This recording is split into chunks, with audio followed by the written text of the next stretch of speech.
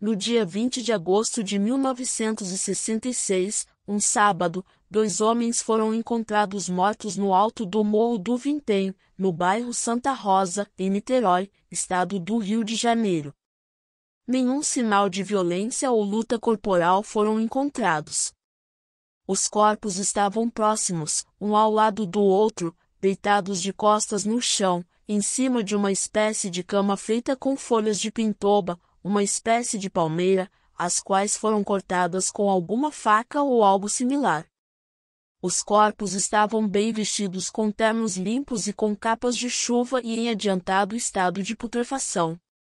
Do lado dos corpos havia um estranho marco de cimento, uma garrafa de água mineral magnesiana, uma folha de papel laminado que foi usada como copo, um embrulho de papel com 2 toalhas, um par de óculos preto com uma aliança em uma das hastes, um lenço com as iniciais M, A, S, 2 máscaras de chumbo, um papel com equações básicas de eletrônica, e um estranho papel com a seguinte escrita: 16h30 estar no local determinado. 18h30 ingerir cápsula após efeito, proteger metais. A autópsia realizada nos corpos, pelo médico legista Dr. Astor Pereira de Melo, nada revelou como a causa da morte, pois não havia sinal de violência, de envenenamento, de distúrbios orgânicos e total ausência de contaminação por radioatividade. Foram realizados diversos exames toxicológicos, em diversos pedaços das vísceras e todos deram negativos. Os documentos que portavam permitiram facilmente identificar que eram os técnicos em eletrônica e sócios, Miguel José Viana, 34 anos e Manuel Pereira da Cruz, 32 anos, moradores na cidade de Campos dos Goytacazes. Os exames grafotécnicos realizados nos bilhetes provaram que a caligrafia era de Miguel José Viana. Para complicar ainda mais, na noite em que os radiotécnicos morreram, em 17 de agosto de 1966, uma quarta-feira, várias testemunhas telefonaram para a polícia, para informar que haviam visto um objeto voador não identificado no alto do Morro do Vintém, ou seja, um estranho objeto, de forma arredondada e com um halo de luz intensa, sobrevoando o local onde foram encontrados os corpos. Até hoje a polícia não soube explicar o que realmente aconteceu. Um simples latrocínio? Uma experiência parapsicológica mal-sucedida? Uma experiência psicotrônica com um fim trágico? Um encontro fatal com tripulantes de um disco voador? Para tentar entender o que pode ter acontecido, vamos detalhar, passo a passo, o que eles fizeram desde que saíram de Campos e até que foram encontrados mortos em Niterói. Agosto de 1966, não se sabe corretamente o dia, mas as 2 máscaras de chumbo foram feitas pelos radiotécnicos em sua oficina em Campos, Rio de Janeiro, pois lá foi encontrado o restante da placa utilizada. Em 16 de agosto de 1966, à noite, terça-feira, o Manuel Pereira da Cruz informou para sua esposa Nelly que iria para São Paulo, juntamente com Miguel José Viana, seu sócio, casado, para comprar um carro usado e alguns componentes de eletrônica para o estoque de sua oficina. Ele embrulhou 2.300.000 cruzeiros, $1.000 aproximadamente, para levar na viagem. Em 17 de agosto de 1966, quarta-feira, às 9 horas, os radiotécnicos tomam o ônibus na rodoviária de Campos, com destino a Niterói, e não São Paulo como haviam informado a família. Minutos antes de partir de Campos para Niterói, Miguel encontrou uma sobrinha, com quem teve o seguinte diálogo: "Tá indo pra onde, tio?" "Pra São Paulo."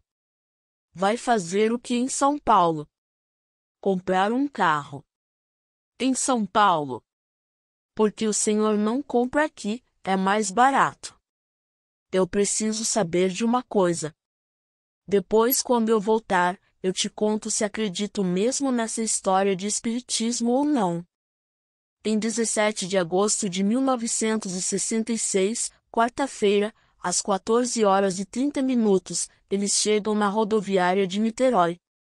Entre as 14h30 até o instante em que eles morreram, a polícia descobriu que eles passaram em uma loja de componentes eletrônicos, onde eles eram fregueses, a Fluoscop, situada na Travessa Alberto Vitor 13, no centro de Niterói. Passaram também em uma loja e compraram capas de chuva, e embora estivesse chovendo no momento, saíram da loja às pressas sem vestir as capas. Passaram em um bar, situado à Avenida Marquês do Paraná, e compraram uma garrafa de água mineral magnesiana, número 1, esquecendo de pegar o comprovante do vasilhame, para poder devolver na volta. A pessoa que os atendeu, neste último estabelecimento, disse que Miguel parecia estar nervoso e a toda hora consultava as horas no relógio. Aquele dia estava chuvoso e escurecendo rapidamente. O vigia Raulino de Matos, morador no local, viu quando Manuel e Miguel chegaram ao pé do morro em um jipe, dirigido por um homem loiro, juntamente com outras 2 pessoas, até hoje não identificadas. Manuel e Miguel desceram do jipe e subiram o morro a pé. Durante a investigação efetuada posteriormente, foi notado que no caminho do Morro do Vintém existia um centro espírita, o qual realizava estudos e pesquisas espirituais. No entanto, não foram encontradas provas do contato de Miguel e Manuel com membros desse local. Mas poderia haver alguma ligação, tendo em vista a localização do centro espírita, no caminho em que Miguel e Manuel fizeram até o Morro do Vintém. Quem dirigiu o jipe que levou as vítimas até o pé do Morro do Vintém? Seria alguém que ajudou a orientá-los em sua experiência? Existe a certeza de que Miguel e Manuel foram orientados por alguém com conhecimento intelectual superior, devido aos detalhes dos procedimentos que realizariam no Morro do Vintém. Mas quem seria essa pessoa? Na manhã de 18 de agosto de 1966, quinta-feira, um garoto de 18 anos, Paulo Cordeiro Azevedo dos Santos, que estava caçando passarinhos, viu os corpos e avisou o guarda Antônio Guerra, que servia na radiopatrulha. Posteriormente, esse guarda foi ouvido pelo delegado Venâncio Bittencourt, que comandou as investigações, para saber por que demorou 2 dias para ir ao local onde foram achados os cadáveres. Admitia-se que o guarda ou outra pessoa teria revistado os cadáveres, para se apropriar do dinheiro, mas nada ficou comprovado.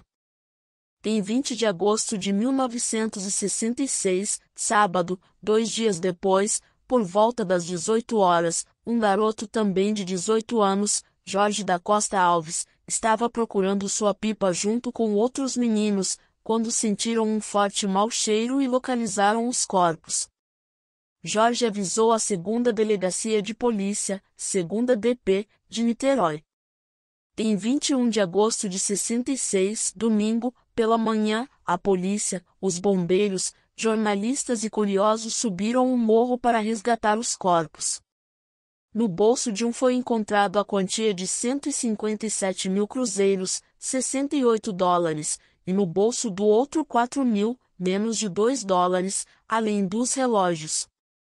Assim, a polícia iniciou as investigações. Um dos bilhetes e o sumiço do dinheiro reforçaram a hipótese da existência de um terceiro personagem.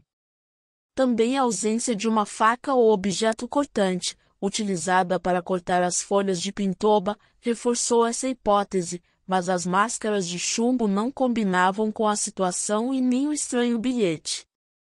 A hipótese de uma terceira pessoa indicava que ela teria dirigido a pesquisa, mas não teria participado. Mais tarde, a polícia prendeu o amigo das vítimas, Elcio Correia Gomes, espírita, que introduziu os 2 radiotécnicos em estranhas e grandiosas experiências. Tempos antes, os 3 causaram uma enorme explosão, na praia de Atafona, no interior do Rio de Janeiro. A explosão foi tão grande e causou um clarão enorme, que a população pensou que estava ocorrendo um terremoto. Esse acidente foi objeto de investigação por parte da Marinha Brasileira. como a polícia não encontrou provas contra o Elcio, ele acabou sendo libertado. Após os jornais terem anunciado essas duas estranhas mortes, a senhora Gracinda Barbosa Coutinho de Souza informou que na noite de 17 de agosto de 1966, entre 19 horas e 20 horas, juntamente com 3 filhos, 2 meninas e um menino, estavam passando de carro pela Alameda São Boaventura, no bairro Fonseca, quando a filha Denise, de 7 anos, chamou a atenção da mãe de algo no alto do morro. Viram um objeto multicolorido, ovoide, de cor alaranjado, com um anel de fogo de onde saíam raios azuis, em várias direções.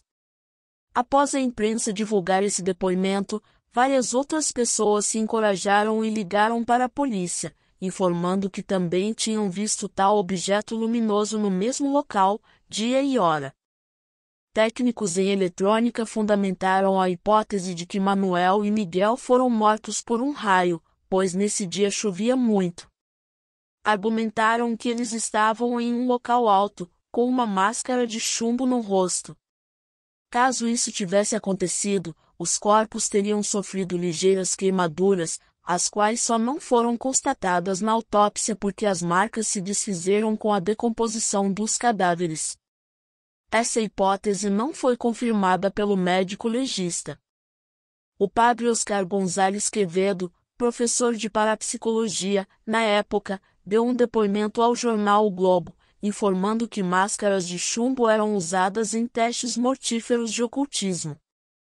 Disse que o ocultismo admitia que dos novos mundos emanavam irradiações luminosas, por exemplo, capazes de afetar aquilo a que chamavam de terceiro olho, e fulminar o experimentador. Daí a necessidade da proteção com as máscaras de chumbo.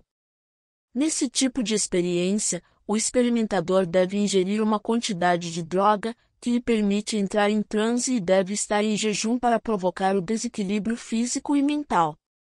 Essas experiências são conhecidas como psigama e hiperestesia. No primeiro caso, o experimentador procura liberar a alma para conseguir captações espirituais, e na segunda, os nervos hiperexcitados são um instrumento pelo qual o homem procura sentir aspectos sutis da realidade que o cerca. O padre Quevedo frisa que para conseguir êxito em qualquer uma dessas experiências, são indispensáveis muitos exercícios e perfeito estado físico. A situação ficou mais complicada quando a polícia descobriu uma morte bem semelhante, 4 anos antes. José de Souza Areias informou que no ano de 1962, um técnico de televisão foi encontrado morto no Morro do Cruzeiro, em Neves, sem nenhum tipo de violência, com todos os seus pertences e também com uma máscara de chumbo.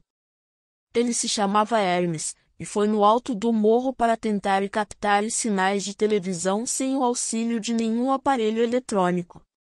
Disse que ele engoliu um comprimido redondo e morreu porque não estava fisicamente preparado para a empreitada, que oferecia a possibilidade de vida ou morte. Depois de muita investigação e várias hipóteses levantadas, em 25 de agosto de 1967, os corpos foram exumados, para ser realizada uma nova série de exames, no Rio de Janeiro e em São Paulo, mas nada foi descoberto. Em maio de 1969, a Justiça brasileira arquivou o processo por falta de provas. Em 1980, um novo mistério. O cientista e ufólogo Jacques Vallée, que trabalhou para a NASA, veio ao Brasil exclusivamente para pesquisar esse caso. Ao chegar no local, em companhia de sua esposa, do detetive Saulo Soares de Souza e do repórter policial Mário Dias, os quais participaram do caso na época dos acontecimentos, subiram um morro e lá ficaram estarrecidos. No local onde foram encontrados os corpos, não havia vegetação alguma, estando o local praticamente demarcado, como se alguém tivesse contornado os corpos, e o solo estava como se tivesse sido calcinado. Porque não cresceu mais nenhuma vegetação no local onde os corpos foram encontrados? Qual fenômeno teria provocado esse acontecimento? As perguntas são muitas, e assim, o mistério das máscaras de chumbo até hoje continua sendo uma grande incógnita. A polícia não conseguiu esclarecer o que aconteceu e nem o Poder Judiciário. O caso foi divulgado no programa Em Linha Direta da Rede Globo, mostrando todos os detalhes. Durante o programa, foi pedido o desarquivamento do processo da morte de Miguel e Manuel para análise dos documentos, mas misteriosamente a caixa que continha todo o processo estava vazia. Todos os documentos desapareceram, mas qual seria o motivo?